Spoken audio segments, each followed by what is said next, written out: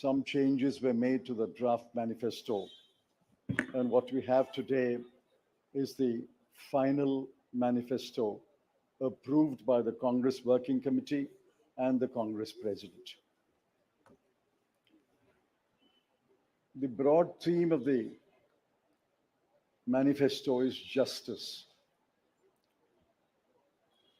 Every aspect of justice has been threatened, weakened, diminished, and in some cases denied in the last 10 years, especially in the last 5 years. Members of the media will recall that in 2019, we had warned of what is likely to happen between 2019 and 24 should the BJP come back to power. We were not soothsayers, but we were active workers on the ground who could sense what is happening in this country. I'm sorry to report that what we had predicted in 2019 has come to pass in 2024. We had said institutions will be diminished or captured. That has happened. We had said freedom will be restricted, and that has happened. We had said that the weaker sections of the people will be denied their rights and their privileges. That has happened. We had said that Parliament will be diminished. That has happened. We had said that we will inexorably move towards an autocracy. We are already described as an electoral autocracy by many, many thinkers of the world. That has happened. While we are unhappy that what we had predicted has happened, we have in this manifesto suggested bold measures to reverse the damage that has happened in the last 5 to 10 years. The overall theme of the Congress manifesto is 3 powerful words: work, wealth, and welfare. I shan't take long. I'll explain each word in one sentence. Work means we must create jobs. If anybody had any doubt, read the report of the ILO that was released 10 to 15 days ago. The government came up with a lame defense through the chief economic advisor, but the defense only made it worse. The ILO report shows that unemployment has assumed monstrous proportions in this country. Yesterday, the media carried a report that 30% of the outgoing class in the Indian institutes of technology, the premier institutions of our country, are unemployed. They have not been placed. Jobs, jobs, jobs is a cry everywhere in India. Work encapsulates that section on work. The sections on work encapsulates what we will do to create jobs. The second is wealth. Wealth must be created before it is distributed. On the contrary, the 5 years of the Modi government shows that wages have been stagnant in this country. The average income of the bottom 50% has either remained stagnant or diminished or decreased for the bottom percentiles. We have to create wealth, and that can only be created by growth. The UPA government delivered 8.5% growth in its first term, 2004 to 2009. And over a 10-year period, Dr. Manmohan Singh's government had delivered 7.5% growth. Even the futile attempt by the BJP government to revise the figures made it 6.7%. But over the last 10 years, the average growth is only 5.8. And if you count the year that ended on 31st March, given the inflated figures, it will still be 5.9.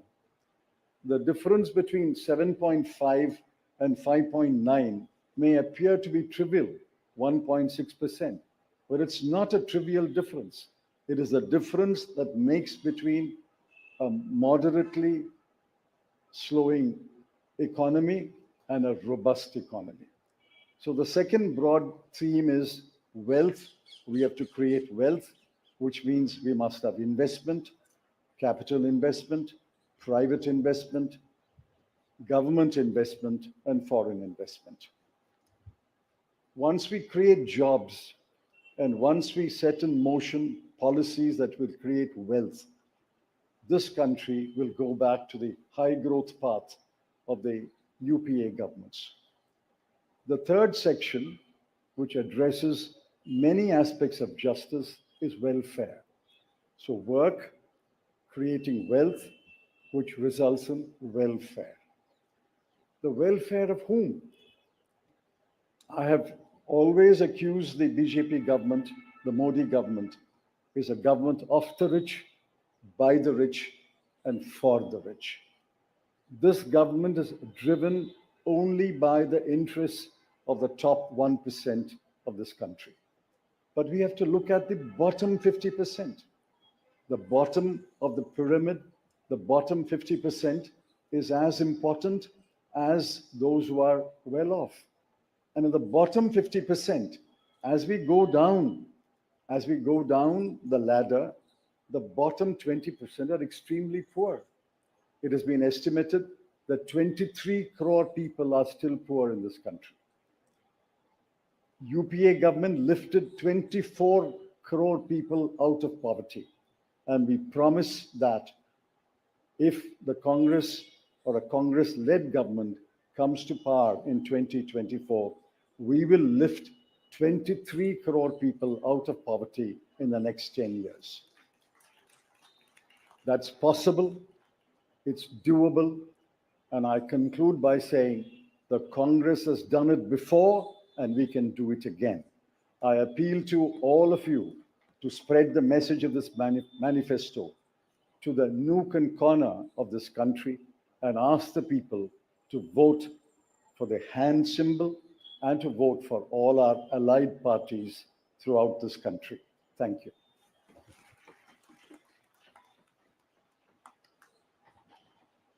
धन्यवाद चिदम्बरम साहब। मैं माननीय राष्ट्रीय अध्यक्ष श्री मल्लिकार्जुन खड़गे साहब से आग्रह करूंगा कि वो दो शब्द कहें।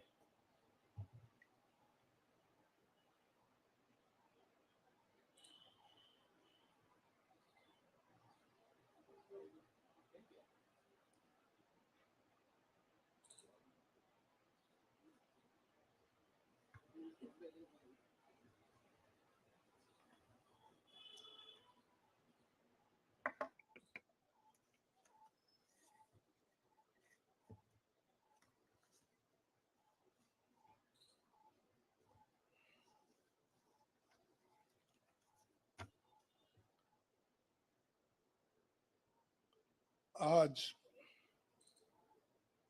हमारे कांग्रेस चुनाव घोषणा पत्र जारी करने के मौके पर कांग्रेस पार्टी के भूतपूर्व अध्यक्ष और हमारे चाहते नेता श्रीमती सोनिया गांधी जी और भूतपूर्व अध्यक्ष श्री राहुल गांधी जी और यहाँ पर पधारे हुए हमारे कांग्रेस पार्टी के सभी नेतागण और खासकर इस जो घोषणा पत्र को तैयार किए श्री पीसी चिदम्बरम जी, केसी वेणुगोपाल जी और सारे वर्किंग कमेटी के मेंबर्स, मीडिया के मेरे दोस्तों, आज मुझे ये भी याद करना है कि बाबू जगजीवन राम का जन्मदिन भी है। और जो बाबू जगजीवन राम हमारे पार्टी में बहुत साल तक 1947 से लेकर 1984 तक 1984 तक वो इस पार्टी में रह के काम किए। फिर जो कुछ उनका कंट्रीब्यूशन था, ते बड़ा कंट्रीब्यूशन मिनिस्ट्री में उन्होंने किया। ऐसे दिन आज हम ये घोषणा पत्र गरीबों के लिए हम अर्पित कर रहे हैं। आज भारतीय राष्ट्रीय कांग्रेस के 2024 के लोकसभा चुनाव का घोषणा पत्र जारी किया जा रहा है। इस मौके पर मैं आप सभी का स्वागत करते हुए 22 दिसंबर 2023 को जो चिदम्बरम जी की अध्यक्षता में 16 सदस्यीय कांग्रेस मैनिफेस्टो कमेटी बनी थी और 19 मार्च को सीडब्ल्यूसी ने इसे मंजूरी दी थी। व्यापक जनभागीदारी और संपर्क के बाद हमारा घोषणा पत्र बना है। इसके लिए वेबसाइट आवाज भारत की बनी, जिस पर भी काफी सुझाव मिले। हमारा ये घोषणा पत्र देश के राजनीतिक इतिहास में न्याय के दस्तावेज के रूप में याद किया जाएगा। राहुल जी के नेतृत्व में चली भारत जोड़ो न्याय यात्रा में 5 पिलर्स पर ध्यान केंद्रित किया गया था। यात्रा के दौरान युवा न्याय, किसान न्याय, नारी न्याय, श्रमिक न्याय और हिस्सेदारी न्याय की घोषणा की गई थी। जहां कहीं भी हम गए, इन न्याय की बात हमने करी थी और इसकी गारंटी भी हमने दी है। इन 5 पिलर्स में से 25 गारंटी निकलते हैं। हर 25 गारंटी ने किसी ना किसी को लाभ मिलने का इसके अंतर्गत यहाँ पर हमारे मैनिफेस्टो में भी है और इसके लिए जो हम पहले से ही करते हुए आए हैं वो भी हमने इसका उल्लेख किया है। मैं कुछ बातें आपके सामने रखना चाहता हूं। खासकर युवा न्याय के तहत हर शिक्षित युवा की पहली नौकरी अप्रेंटिसशिप के साथ पक्की हो जाए, ऐसी एक गारंटी हम दे रहे हैं। और उसके लिए हम 1 लाख रुपए, उसके लिए हम एक अप्रेंटिसशिप कोर्स करने वालों को खर्च करेंगे और इससे ये फायदा होगा, किसी ना किसी जगह उसको पक्की नौकरी मिलेगी, क्योंकि ये स्किल डेवलपमेंट के तहत और बहुत से इंडस्ट्रीज में इनको काम मिलेगा। नारी न्याय के तहत गरीब परिवार की महिला को सालाना 1 लाख की मदद देंगे। कोई तालियां नहीं बजा रहे, क्या बात है? गरीब परिवार की महिला को सालाना 1 लाख की मदद देंगे। और किसान न्याय के तहत किसानों की कर्ज माफी और एमएस की कानून की गारंटी भी हम देंगे। और श्रमिक न्याय, इसके तहत मनरेगा में भी 400 रुपए ये न्यूनतम, कम से कम 400 रुपए मजदूरी दिया जाएगा। हिस्सेदारी न्याय में सामाजिक आर्थिक समानता के लिए हर व्यक्ति और हर वर्ग की गिनती या जातीय जनगणना होगी, जिससे सबको फायदा होगा।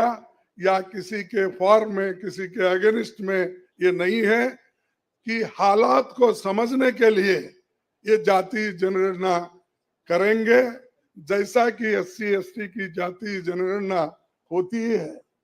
और वैसा ही जो पिछड़े लोग हैं और भी ये अपर कास्ट में भी गरीब लोग हैं, सबकी हालत क्या है ये जानने के लिए हम जातीय जनगणना कराएंगे और इसका फायदा हर वर्ग को मिलेगा।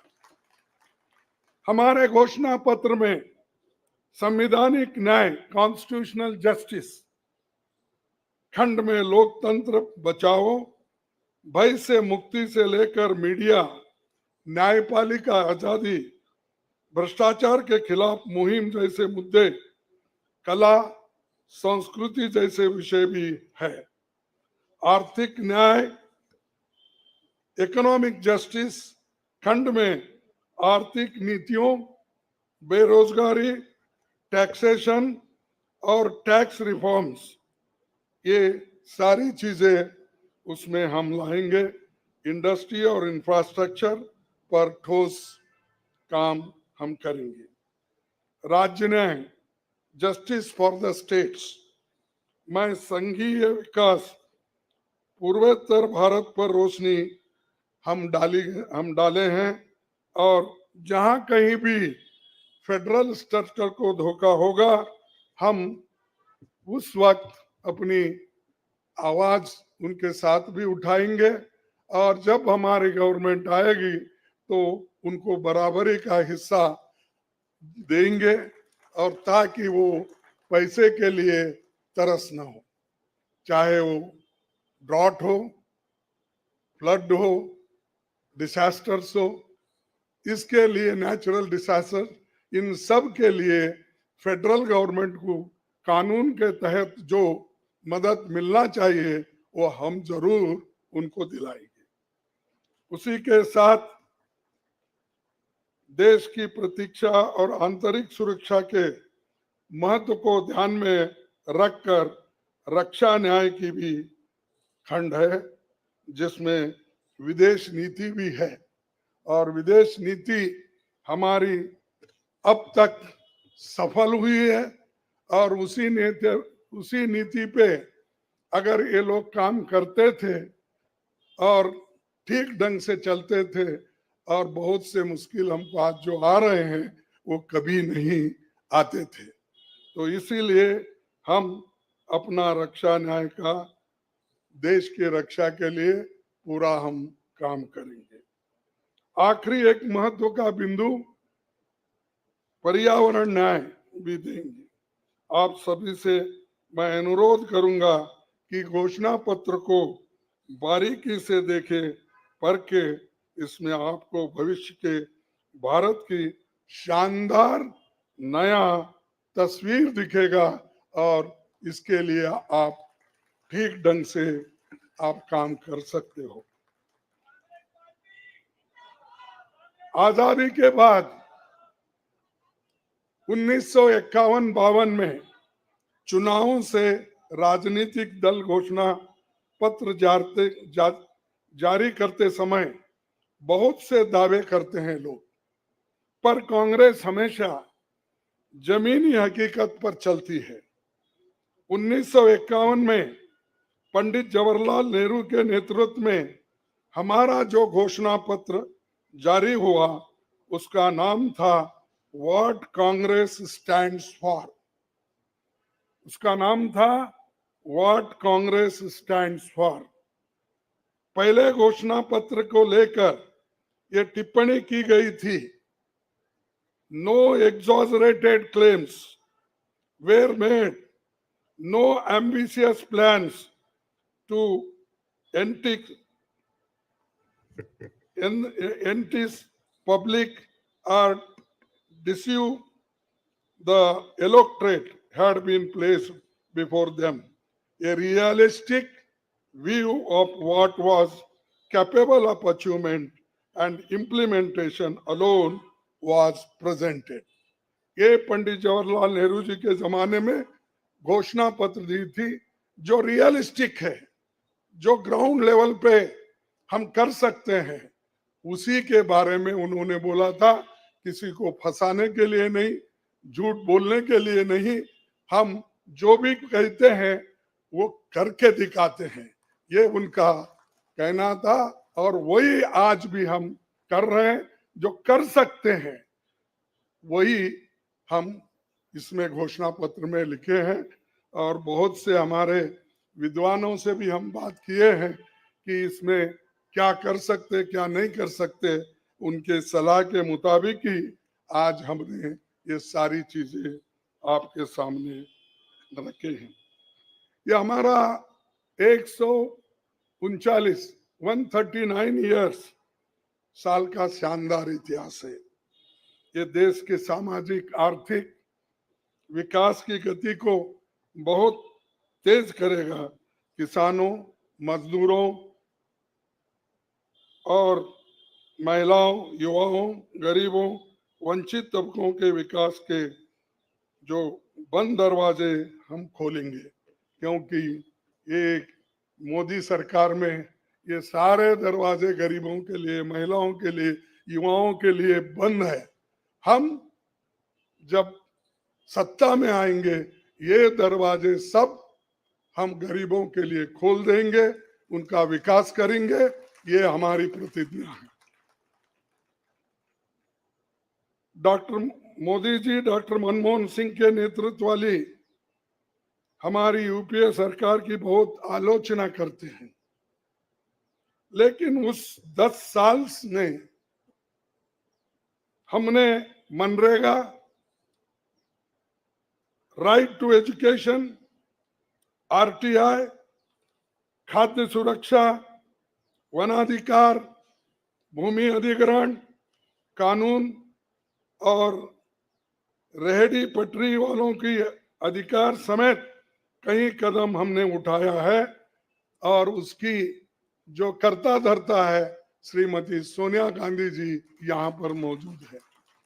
उन्होंने बारीकी से इन मनरेगा को और खास करके फूड सिक्योरिटी को बहुत लड़ा, क्योंकि मुझे मालूम है, सब चीज मैं यहाँ पर नहीं कह सकता, कि उन्होंने इतने ये 2-3 प्रोग्राम के लिए बहुत गुस्से में रहते थे। जब तक वो इम्प्लीमेंट नहीं होता तब तक वो खामोश नहीं बैठे और कैबिनेट के लोगों को बोलते रहे थे कि ये क्या हुआ। जब हुआ तब वो भी खुशी मना लिए और हम भी लोग बोले कि भाई ठीक हो गया। और जब बाहर इसका गया कि जो ये मनरेगा का, फूड सिक्योरिटी का और कंपलसरी एजुकेशन का ये जो संदेश बाहर गया, तब लोग सभी खुश होने लगे, सभी बोलने लगे ये बहुत अच्छा यूपीए गवर्नमेंट ने किया, सोनिया गांधी जी ने किया। ये बात बाहर आ गई। इसीलिए ये हमारा जो पहले से गरीबों के लिए वायदे थे वो हम पूरे करेंगे। मोदी जी 10 सालों में इसके मुकाबले का एक काम भी नहीं कर सके। आप बताइए कौन सी ऐसी बड़ी फैक्ट्री जो एम्प्लॉयमेंट क्रिएट कर सकती है, जो नेहरू जी के जमाने में बने वैसे कोई एक बड़े बड़े काम उन्होंने किया है। जिस देश में एक सुई नहीं बनती थी उस देश में पंडित जवाहरलाल नेहरू, इंदिरा गांधी जी ने रॉकेट बनाकर उड़ा कर दिखाया। और बहुत से जो साइंटिफिक योजनाएं थी हमने बनाए। अब मोदी जी के जमाने में तो गालियां देने का छोड़ के दूसरा तो मैं नहीं सुना, और उसके अगर कोई छुपे हुए काम है तो मेरे को बताओ, ताकि मैं भी उसकी प्रशंसा करूंगा। लेकिन आज हम गारंटी जो भी दे रहे हैं, हम चंद स्टेट में करके दिखाए हैं। हिमाचल में करके दिखाए, कर्नाटक में करके दिखाए, तेलंगाना में करके दिखाए, जहां कहीं भी हमारी सरकार है, और राजस्थान में भी हमने कई नई चीजें की, वहां भी करके दिखाए। तो ये हम जो कहते हैं, मैं पहले ही कहा, वो हम करते हैं, और हम डरते नहीं करने के लिए। हमारा कितना भी नुकसान हो, लेकिन गरीबों के लिए हम करते रहते हैं। ये हमारा पहले से कार्यक्रम है। और मैं चंद बातें इस मौके पर, थोड़ी देर हो गई तो क्षमा चाहता हूं, मैं चंद बातें आपके सामने रखना जरूरी समझता हूं। और आज क्या हो रहा है, विपक्षी नेताओं को जेल में बंद किया जा रहा है। चुनाव में सबको समान अवसर नहीं है, और कई मुकदमे एक के ऊपर एक, छोटी छोटी, और हमारे पार्टी के ऊपर इतना बड़ा जुल्म किया, और इतने हमारे को पेनल्टीज डाले। 3,567 करोड़ रुपए का हमारे ऊपर उन्होंने पेनल्टी डाली। क्या ये लेवल प्लेइंग ग्राउंड है? और ये हमारे ऊपर आज हो रहा, कल मीडिया के ऊपर होगा, मीडिया हाउसेस के ऊपर होगा, सबके ऊपर होगा। तो इसीलिए इसको, इस देश के डेमोक्रेसी को बचाना है, संविधान को बचाना है। इसीलिए हम सब लोग, देश के लोग, एक होना चाहिए और लड़ना चाहिए। और जो ऑटोक्रेटिक मोदी साहब है, उनको हटाना चाहिए। ये मेरा आपसे विनंती है। जब तक आप ये काम नहीं करेंगे, तब तक हम सिर्फ बातों से नहीं होगा। आप लोग घर घर जाके, और हमारी गारंटी कार्ड जो है, इन गारंटी कार्डों को घर घर तक पहुंचाने का काम हमारे कार्यकर्ता करें। जब तक आप घर घर नहीं जाएंगे, वोटर से नहीं मिलेंगे, कुछ भी होने वाला नहीं है। सिर्फ स्लोगन से या मेरे भाषण से कुछ बदलाव होने वाला नहीं। बदलाव होगा तुम जनता से जब मिलेंगे, घर घर जाएंगे, महिलाओं से मिलेंगे, युवाओं से मिलेंगे, और जितने भी हमारे पेरेंट्स हैं, बड़े हैं, उनसे मिलके, किसानों से मिलके आप लोग काम करेंगे, तभी हम कुछ हासिल कर पाएंगे।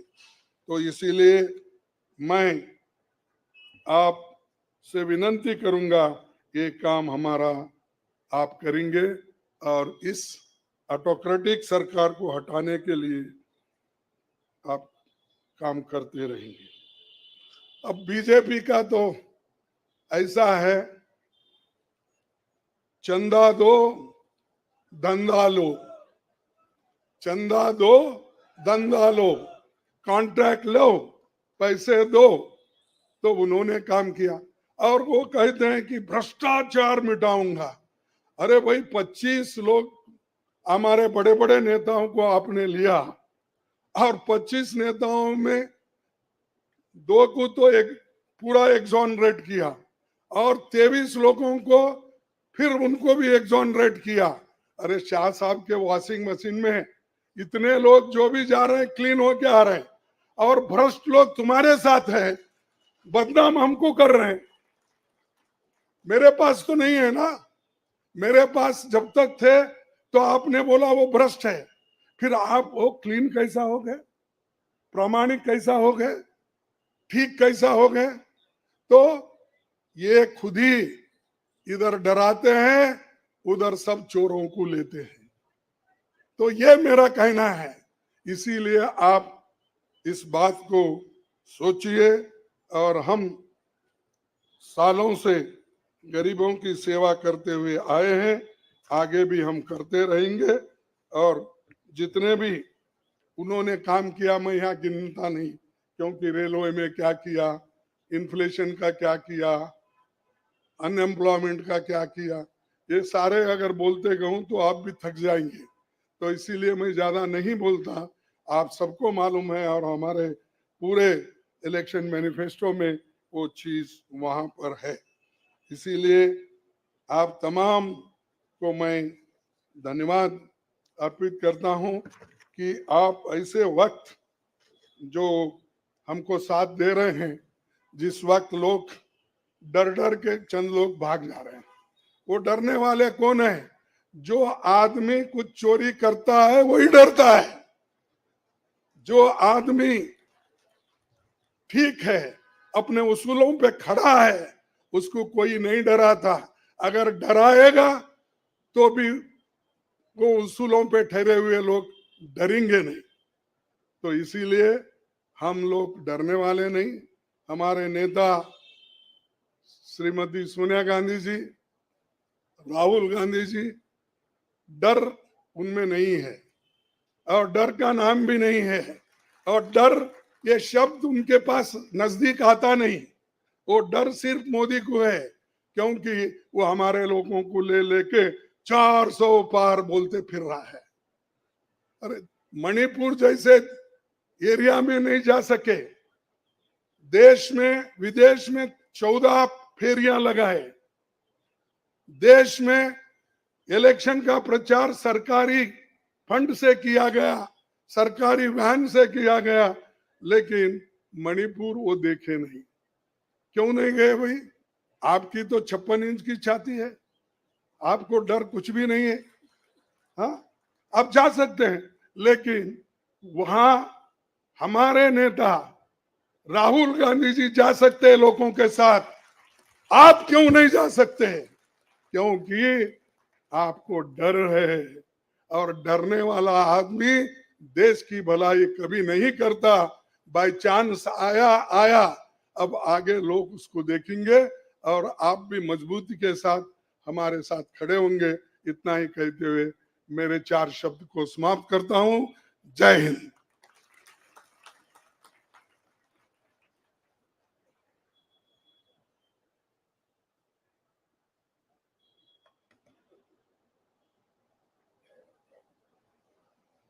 धन्यवाद खड़गे साहब।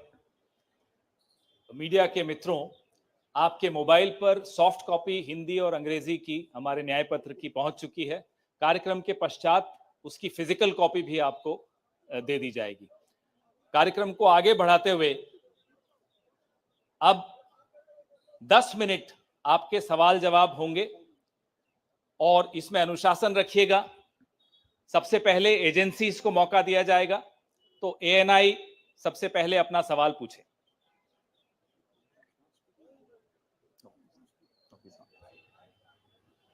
माइक दे दीजिएगा मीडिया के साथियों को।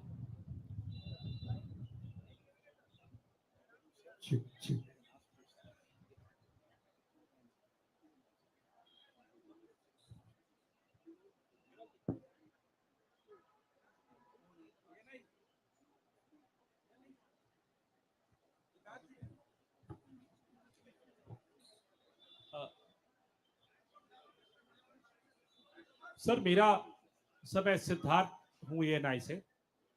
सर मेरा सवाल यह है कि आप लोगों ने एक प्रॉमिस किया है अपने मैनिफेस्टो में कि जो लोग पार्टियां छोड़कर जाते हैं, चुने हुए लोग, उनके लिए आप अमेंडमेंट करेंगे, 10th शेड्यूल में डालेंगे ताकि उनकी मेंबरशिप अपने आप बर्खास्त हो जाए।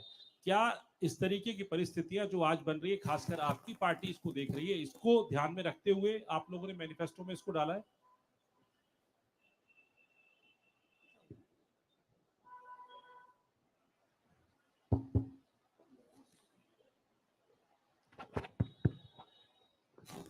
You are asking about the anti-defection law, which is now in the 10th schedule. Over the years, political parties, especially defectors, have exposed the limitations of the 10th schedule. So 10th schedule has to be amended. Check. What is he saying? The 10th schedule is to be amended. Our position is that moment a defection takes place, he should be instantly disqualified.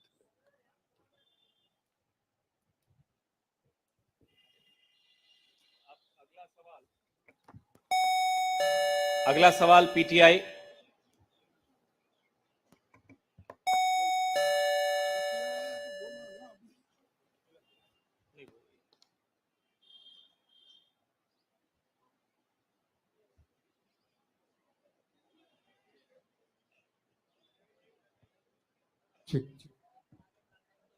Sir, the focus of the manifesto is on the 25 guarantees that the Congress has already announced. So will this election be a fight between Congress's guarantees and Modi ki guarantee?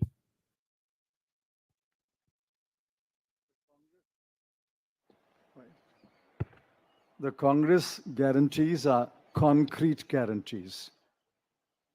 We have spelt out in English and Hindi and in due course in different languages what each guarantee means, what each guarantee will deliver to the people.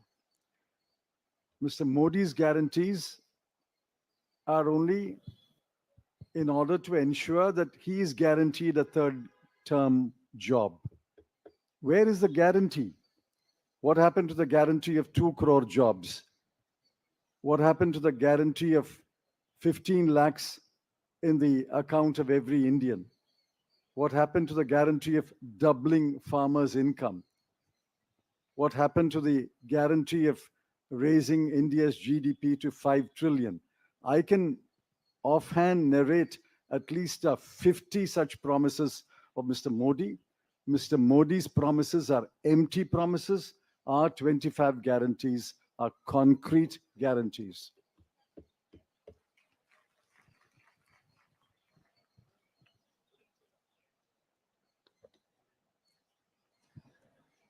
Good afternoon.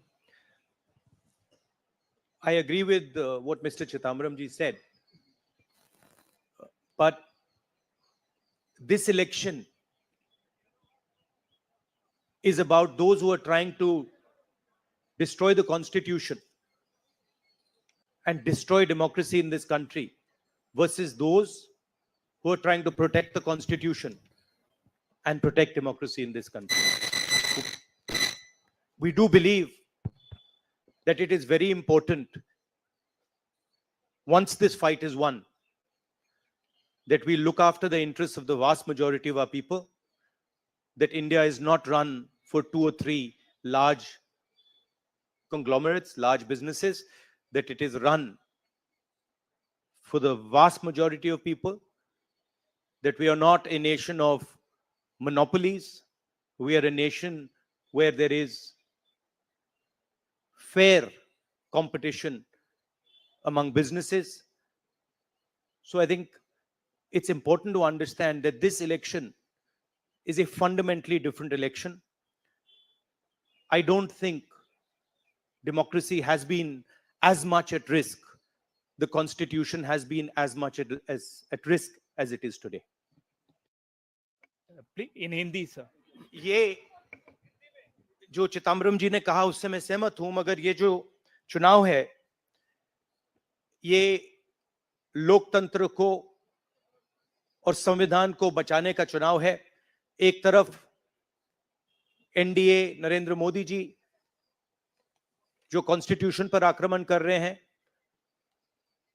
लोकतंत्र पर आक्रमण कर रहे हैं, institutions को capture कर रहे हैं, और दूसरी तरफ इंडिया अलायंस जो कॉन्स्टिट्यूशन की रक्षा करता है, लोकतंत्र की रक्षा करता है। तो ये चुनाव इन दोनों फोर्सेस के बीच में है। धन्यवाद। मौसमी सिंह, आज तक।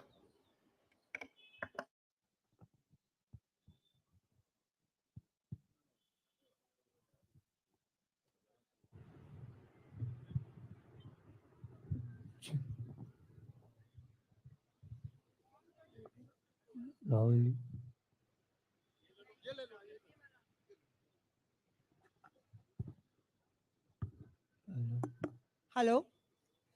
मेरा सवाल मैडम सोनिया गांधी से है। मैम, अगर आपसे सवाल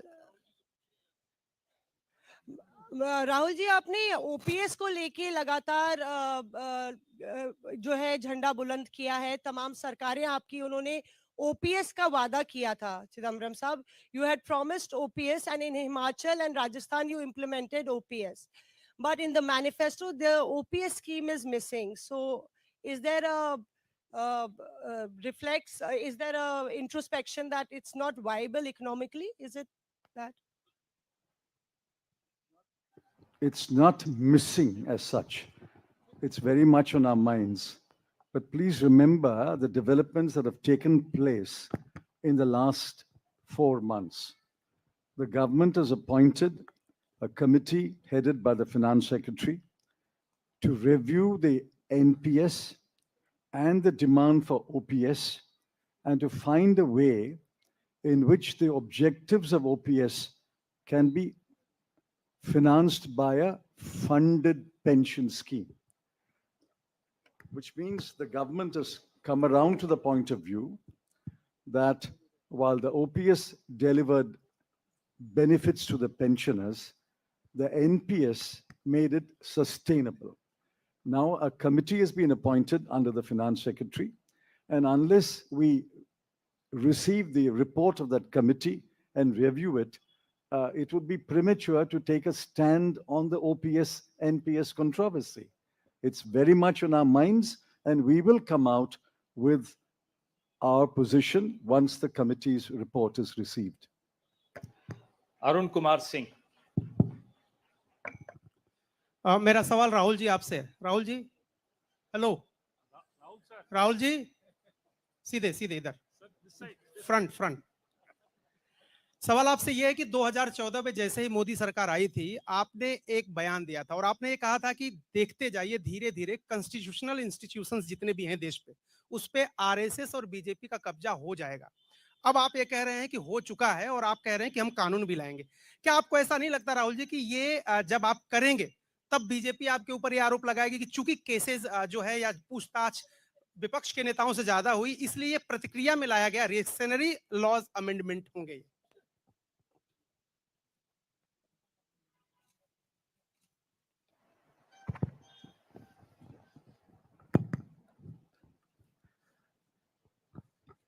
सबसे पहले ये समझना होगा कि हिंदुस्तान के राजनीतिक स्ट्रक्चर में हो क्या रहा है। आरएसएस ने और बीजेपी ने और खासतौर से नरेंद्र मोदी जी ने जो स्ट्रेटजी बनाई है, उसका फाउंडेशन क्या है, उसकी नींव क्या है, सबसे पहले यह समझना है। नरेंद्र मोदी जी ने जैसे अदानी जी की मोनोपोली है पोर्ट्स पर, इंफ्रास्ट्रक्चर पर, डिफेंस में, वैसे नरेंद्र मोदी जी ने पॉलिटिकल फाइनेंस की मोनोपोली बनाई है। कैसे बनाई है? ED, CBI, income tax department का प्रयोग करके। अगर आप बॉन्ड स्कीम्स को देखें तो उसमें साफ दिख जाता है कि नरेंद्र मोदी जी ने, बीजेपी ने एक प्रकार से पॉलिटिकल फंडिंग एक्सटॉर्शन से, धमकी से, प्रेशर से बनाई है। खड़गे जी ने कहा जो भी भ्रष्ट हैं वो सब बीजेपी में जा रहे हैं।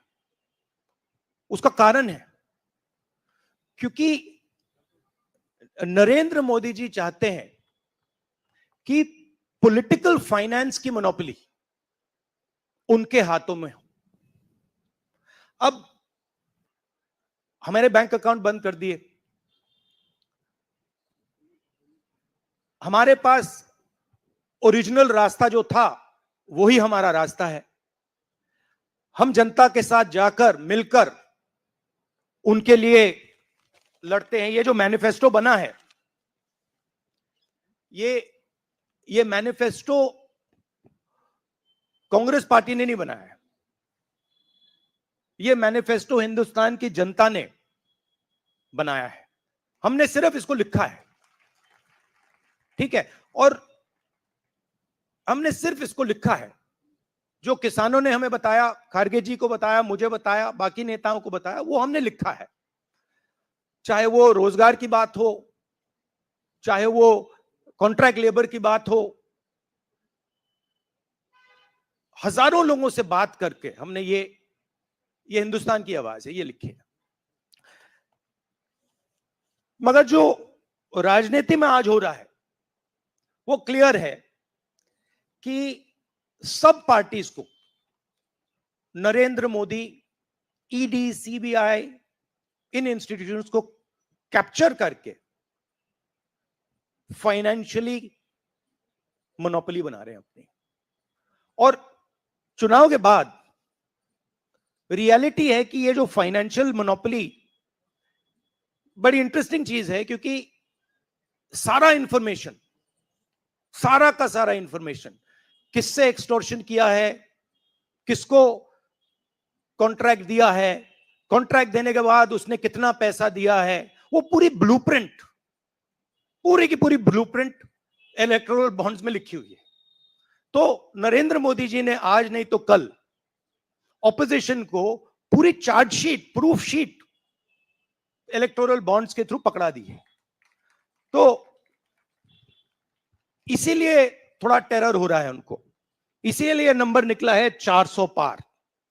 इसलिए ये महाराष्ट्र में हमारे नेता ले जा रहे हैं, हरियाणा में सब जगह हमारे नेता ले जा रहे हैं, क्योंकि उनको लग रहा है कि भैया अगर 400 पार नहीं 180 हो गई, 160 हो गई, 140 हो गई तो नैया पार हो जाएगी। Thank you. आशीष सिंह।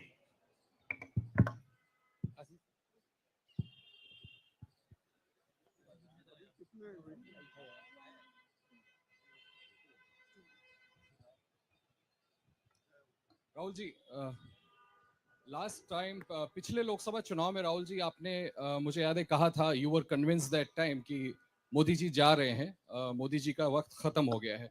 ऐसा हुआ नहीं, होता है राजनीति में।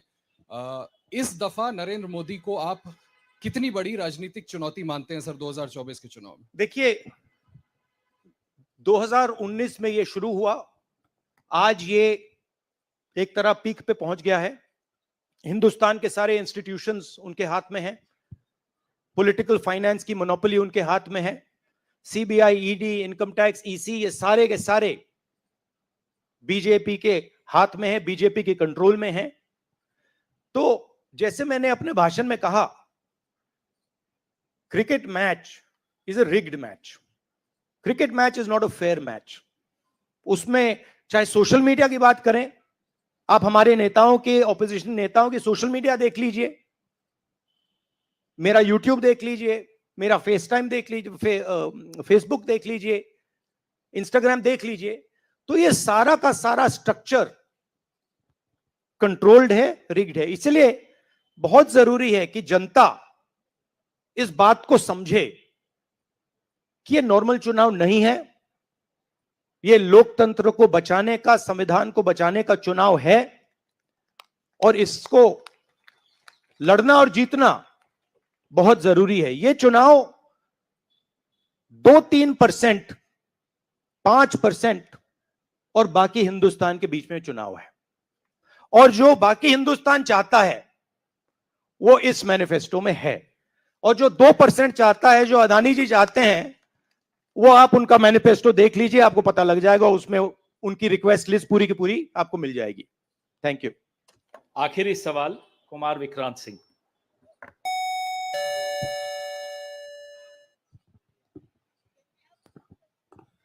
राहुल जी, 2009 में आपको भी याद होगा, उस वक्त मैनिफेस्टो में 2 तस्वीरें थी, मनमोहन सिंह जी की और सोनिया गांधी जी की। पूछा गया था पीएम कैंडिडेट कौन होगा, सोनिया जी ने अपनी तस्वीर छुपा ली थी। आज 2 तस्वीरें हैं, राहुल गांधी जी की और खरगे जी की? कोई तस्वीर छुपाएंगे, कोई दिखाएंगे? नहीं, ये आप बड़े डिस्ट्रैक्शन वाले क्वेश्चन पूछते हो। देखिए, इंडिया गठबंधन में डिसीजन लिया गया है कि हम मिलकर एक साथ आइडियोलॉजिकल चुनाव लड़ रहे हैं। चुनाव जीतने के बाद लीडर कौन होगा, प्राइम मिनिस्टर कौन होगा, वो पूरा का पूरा जो कोलिशन है वो मिलकर डिसाइड करेगा। Thank you. धन्यवाद। अब कार्यक्रम की समाप्ति से पहले श्री केसी वेणुगोपाल कल के कार्यक्रम के विषय में आपसे 2 शब्द कहेंगे। Dear friends, today we are already released the Brother, he wants South media chance. इन्हें माइक दीजिए, जो साउथ इंडिया से हमारे जो साथी हैं, और ये आखिरी सवाल होगा। Chick.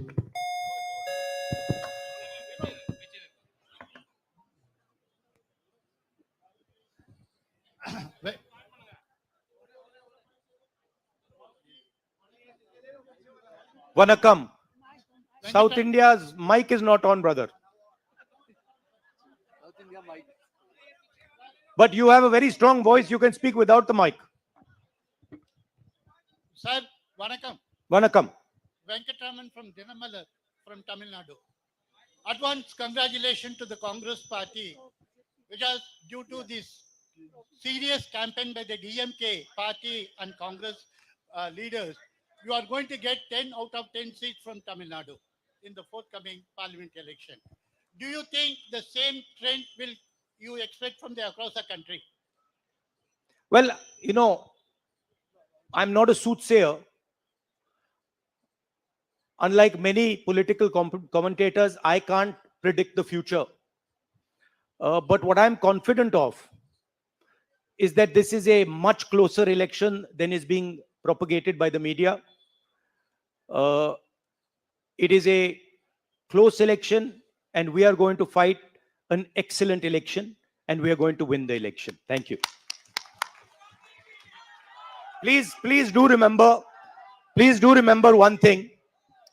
Please do remember that there was a similar feeling being generated by the press when Mr. Vajpayee was Prime Minister. There was the India Shining campaign. So we have a similar idea being propagated.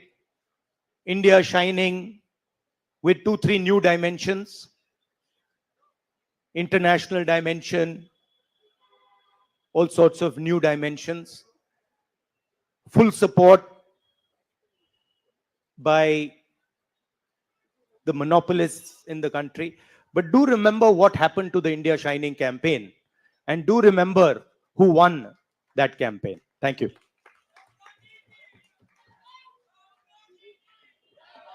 Dear friends, today already we released the Congress Manifesto of 2024. Tomorrow, in 2 places, we are launching the manifesto with huge rallies. One is in Jaipur. Tomorrow morning, the manifesto launching will take place in Jaipur. And second rally of launching the manifesto will take place in Telangana, Hyderabad in the evening. There were 2 programs tomorrow. One is in Rajasthan, one is in Telangana for launching the manifesto. I once again thanking all of you for participating in this event. Thank you Venugopal ji. अब सेवा दल के साथियों से आग्रह है कि वो राष्ट्रगान शुरू करें। आप अनुशासन बनाए रखें। राष्ट्रगान के लिए कृपया अपने स्थान पर खड़े हो जाएं। जनगण मन अधिनायक जय हे भारत भाग्य विधाता, पंजाब सिंध गुजरात मराठा द्राविड़ उत्कल बंग, विंध्य हिमाचल यमुना गंगा उच्छल जलधि तरंग, तब शुभ नामे जागे तब शुभ आशीष मागे, गाहे तब जय गाथा जन गण मंगल